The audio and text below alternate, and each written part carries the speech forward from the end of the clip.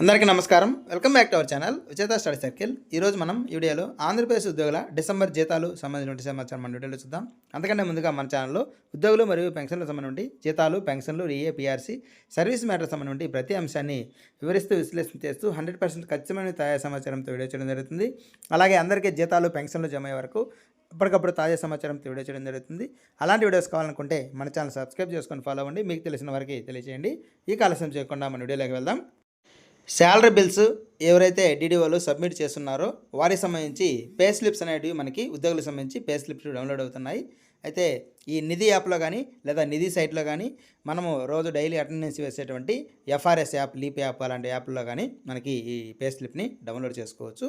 మనం ఇక్కడ ఈ నిధి యాప్లో దీన్ని డౌన్లోడ్ చేసుకొని ఈ నెలలో జరిగినటువంటి ఏదైనా మార్పులు చేర్పినట్లయితే ఏదైనా ఇంక్రిమెంట్ కానీ లేకపోతే ఈసారి మనకి ఈ ఫ్లాగ్ ఫండ్ అనేది కట్ అవుతుంది. గెజిటెడ్ ఆఫీసర్స్కి 100 రూపీస్, నాన్ గెజిటెడ్ వారికి 50 రూపీస్.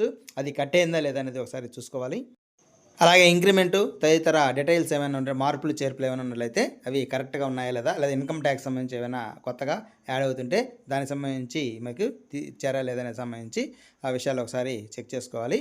అలాగే మనకి ఇక్కడ ఈ ఉద్యోగులకు సంబంధించి పే స్లిప్లో మనకి బిల్ నెంబర్ కూడా అక్కడ మనకి వస్తుంది.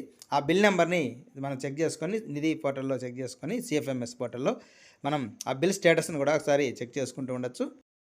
ఆ బిల్ నెంబరు తీసుకొని ఒకసారి సిఎఫ్ఎంఎస్ సైట్లో చెక్ చేసి మన బిల్ స్టేటస్ ఎలా ఉందనేది చెక్ చేసుకొని అది ఎస్టీఓ గారి దగ్గర అప్రూవ్ అయిందా లేదా ఒకసారి చెక్ చేసుకోవచ్చు.